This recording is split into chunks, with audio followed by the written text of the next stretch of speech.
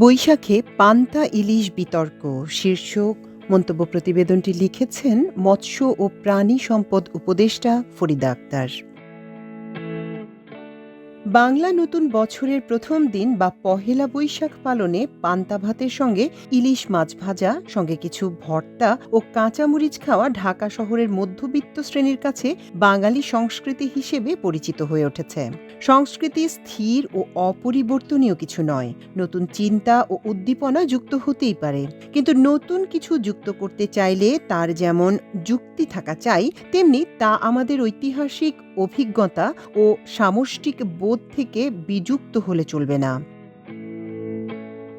পান্তা ইলিশ কবে থেকে শুরু হয়েছে তা না জেনেই অনেকে বলে দিচ্ছেন এটাই নাকি বাঙালির পহেলা বৈশাখ, কাজেই পান্তা ভাতের সঙ্গে ইলিশ খেতেই হবে, তা না হলে পহেলা বৈশাখ উদযাপন হবে না, এমন ভ্রান্ত চিন্তাও কাজ করছে। তাই পান্তা ভাত ও পহেলা বৈশাখে ইলিশ খাওয়া নিয়ে দুটো কথা বলতে চাই।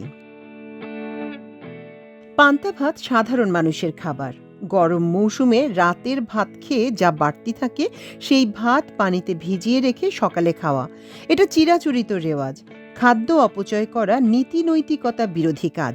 পান্তা ভাতের সংস্কৃতি এই মধুর নৈতিক দিকটা রয়েছে। গ্রামের সাধারণ মানুষের সহজ সরল জীবনের প্রাত্যহিকতার মধ্যে এই জীবনবোধ নানাভাবে বিরাজ করে। রাতের ভাত অনেক সময় একটু বেশি করেও রান্না করা হয়, যেন সকালে রান্নার সময়টুকু বাঁচানো যায়। এখানে পান্তা ভাতের সঙ্গে গৃহস্থলী ও কৃষি কাজের জন্য সময় বের করার চিন্তা কাজ করে।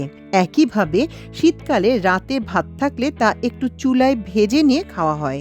পুষ্টির দিকও আছে। কৃষকরা লাল চালের পান্তা ভাত খেয়ে মাঠে গেলে শরীরে শক্তি পান। তাদের তো কোনো ব্রেকফাস্ট নেই, তারা ভাতটাই খান। এই পান্তা ভাতই একবেলার খাবার হয়ে যায়, সঙ্গে লবণ মরিচ পেঁয়াজ পেলেই যথেষ্ট। এখন ভাবুন, শহরে সাদা পান্তা ভাতের সঙ্গে ইলিশ মাছ ভাজা খাওয়ার অর্থ কৃষকের নিত্যদিনের জীবনকে ঠাট্টা করে পান্তা ভাতকে রাজকীয় করে তোলা। গরিবের পান্তা ভাতে রাজকীয় ইলিশ মশকরা করা ছাড়া আর কিছুই না। গরিব মানুষ এক টুকরো ইলিশ খেতে পারবে কিনা তা আমাদের জানা নেই। বৈশাখে যারা পান্তা ইলিশ খান তারা মধ্যবিত্ত এবং উচ্চবিত্ত শ্রেণীর মানুষ। তারা গরিবের দুঃখ বুঝবেন এমন আশা করতে চাই। এখন দেখা যাক আসলে কি পান্তা ইলিশ আমাদের নববর্ষ উদযাপনের সঙ্গে যুক্ত, বা যুক্ত হলেও কবে থেকে এবং কেমন করে। বিভিন্ন সূত্র থেকে পাওয়া তথ্য থেকে জানা যায়, গত শতাব্দীর ৮০-র দশকে স্বৈরাচার এরশাদ সরকারের সময় থেকে বৈশাখে পান্তা ইলিশ খাওয়া শুরু হয়েছে। পহেলা বৈশাখে রমনার বটমূলে ছায়ানট আয়োজিত রবীন্দ্রসঙ্গীতের অনুষ্ঠানে অনেকেই ভোরবেলা গান শুনতে আসেন। পহেলা বৈশাখে খুব ভোরে ঘুম থেকে উঠে নারী পুরুষরা সাদার উপর লাল ডিজাইনের কাপড় পরেন। মেয়েরা সাদা শাড়ি লাল পাড় পরেন এবং নানাভাবে সাজেন। দেখতে খুব ভালো লাগে। আমি আরও খুশি হই কারণ এই উপলক্ষে আমাদের তাঁতিরা শাড়ি বেশি করে বুনতে পারেন। ছায়ানটের গানের অনুষ্ঠানের ইতিহাস আরও আগের। বাংলাদেশ স্বাধীন হওয়ার আগে থেকে এই গানের আয়োজন হয়ে আসছে। এর একটা ঐতিহ্য ও ইতিহাস রয়েছে। পান্তা ইলিশ তখন ছিল না। জানা যায় ৮০-র দশকে এরশাদ সরকারের সময় কোনো এক চৈত্রের বিকালে এক সাংবাদিক ইলিশের সঙ্গে পান্তা ভাত খাওয়ার প্রস্তাব করেন। ৭১-এ বাঙালি জাতীয়তাবাদী চেতনার উন্মেষ শহরের শিক্ষিত মধ্যবিত্ত শ্রেণীকে বিপুল আপ্লুত করে। মাটির শানকিতে পান্তা ইলিশ খাওয়ার প্রস্তাব বাঙালি জাতীয়তাবাদী চেতনার আবেগঘন মুহূর্তে অনেকেরই পছন্দ হয়। পান্তা ইলিশ আধুনিক মধ্যবিত্তের বাঙালিপনা দেখানোর একটা বড় সুযোগ হিসেবে হাজির হয়। প্রায় ৪০ বছর ধরে এই পান্তা ইলিশ খাওয়া হচ্ছে, কাজেই অভিজাত মধ্যবিত্তের সংস্কৃতি জনপ্রিয় হয়েছে সন্দেহ নেই। এর সঙ্গে আবার জড়িত হয়েছে ব্যবসায়িক স্বার্থ। পান্তা ইলিশের দাম শুনলে অনেকেই ভড়কে যাবেন। এক প্লেট পান্তা ইলিশ ১০০ থেকে ১৫০ টাকা।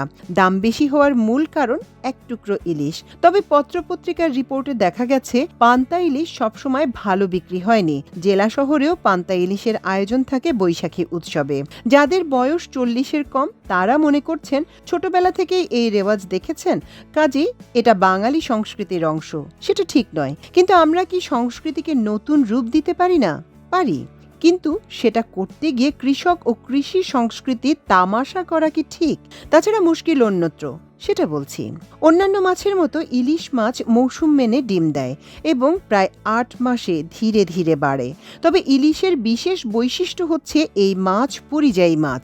ইলিশ মাছ সাধারণত সমুদ্রের লবণাক্ত পানি থেকে মিঠা পানি এবং মিঠা পানি থেকে আবার লবণাক্ত পানিতে ফিরে যায়। এরই মধ্যে অক্টোবরে ডিম পাড়া এবং ডিম থেকে পোনা হয়ে বেড়ে জাটকা এবং সর্বশেষ পর্যায়ে ইলিশে রূপান্তরিত হতে জুনের শেষ হয়ে যায়।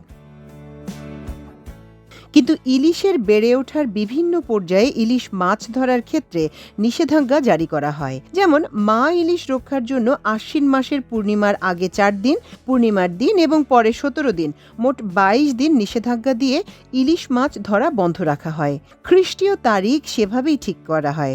গত বছর মা ইলিশ রক্ষায় নিষেধাজ্ঞার সময়কাল ছিল ১২ অক্টোবর থেকে ৩ নভেম্বর। এ সময় ইলিশ মাছ ব্যাপকভাবে ডিম পাড়ে। এই ডিমগুলো থেকে বাচ্চা ফুটে ছোট ছোট পোনা ইলিশ আবার সমুদ্রে চলে যায়। বাংলাদেশ মৎস্য গবেষণা প্রতিষ্ঠানের গবেষণায় দেখা গেছে, জেলেরা মা ইলিশ রক্ষার সময় নিষেধাজ্ঞা ঠিকমতো মেনে চলার কারণে এই বছর ইলিশের প্রজনন হার বৃদ্ধি পেয়েছে ৫২.৫% এবং প্রায় ৪৪.২৪ হাজার কোটি জাটকা নতুন করে ইলিশ পরিবারে যুক্ত হতে পেরেছে। ধীরে ধীরে ইলিশ বড় হতে থাকে। ১০ ইঞ্চি বা ২৫ ইঞ্চির কম থাকলে আমরা তাকে জাটকা বলি। বড় ইলিশ বা ১ কেজির ইলিশ হতে হলে অন্তত ৩৫ সেন্টিমিটার সাইজ হতে হবে। ২-২.৫ কেজি হতে হলে ৬০ সেন্টিমিটার পর্যন্ত বড় হতে দিতে হবে। এর সঙ্গে যুক্ত হবে ইলিশের প্রকৃত স্বাদ। চৈত্র বৈশাখে ঠিকমতো জাটকা নিধন বন্ধ রাখতে পারলে জুনের পর ৪ মাস ভালোভাবে ইলিশ খাওয়া যাবে। এই নিষেধাজ্ঞা এখন সরকারকে করতে হচ্ছে। কিন্তু জলজ সম্পদ সুরক্ষার দায় যখন জেলেদের নৈতিকতা ও সংস্কৃতির অংশ ছিল, তখন রাষ্ট্রের আইন করার প্রয়োজন হয়নি। এখন জাটকা খেকোদের গ্রাস থেকে ইলিশের বংশ বাঁচাতে আমাদের আইন করতে হচ্ছে। বৈশাখী ইলিশ খাওয়া বাঙালি সংস্কৃতি নয়, না খাওয়াটাই বাঙালির সংস্কৃতি। এ সময় জেলেরা নিজেদের মাছ ধরা থেকে বিরত থেকে কষ্ট করেন, তবুও তারা অন্যায়ভাবে জাটকা ধরতে যান না। যারা যান তাদের কোস্টগার্ড, নৌপুলিশ এবং নৌবাহিনী আটক করে। ইলিশ ভোক্তা হিসেবেও আমাদের দায়িত্ব আছে। এই সময় যারা বৈশাখ মাসে জোর করে ইলিশ খাবেন, তারা প্রকৃত ইলিশ খেতে পারবেন না। তারা এই সময় জাটকাই খাবেন, কারণ নদী বা সমুদ্রে ইলিশ এখনো বড় হয়নি। আর যারা গত বছরে ধরা কোল্ড স্টোরেজ থেকে আনা ইলিশ বাজার থেকে কিনে খাবেন, সেটা তো নববর্ষের টাটকা ইলিশ হলো না, মৃত বর্ষ পালন হলো। সেই ইলিশের স্বাদ পাওয়া যাবে না। যেসব ব্যবসায়ী বৈশাখে ইলিশ খাওয়ার উপর নির্ভর করে কোল্ড স্টোরেজ রেখে দিয়েছেন, বিনয়ের সঙ্গে তাদের বলবো, এটা আড়তদারি হলো। তাদের ব্যবসায় কিন্তু আইনের লঙ্ঘন হয়েছে। একটা মজার বিষয় হচ্ছে, ইলিশ মূলত বর্ষাকালের মাছ। জুনের পর যখন মাছ বড় হয়, তখন আষাঢ় শ্রাবণ মাস। বৃষ্টি হলে ইলিশ মাছ ভাজা ও খিচুড়ি এদেশের সব মানুষের শখের খাবার। ইলিশের উৎপাদন বাড়াতে পারলে বাজারে সরবরাহ বাড়বে এবং দাম কমবে, এ আশা করছি। ঋতু, নদী ব্যবস্থাপনা এবং প্রাণ ও প্রাণের প্রকৃতির সুরক্ষাই আমাদের সংস্কৃতি। ইলিশকে তার ছানাপোনা সহ বাড়তে দিন। ইলিশ হোক সব মানুষের মাছ।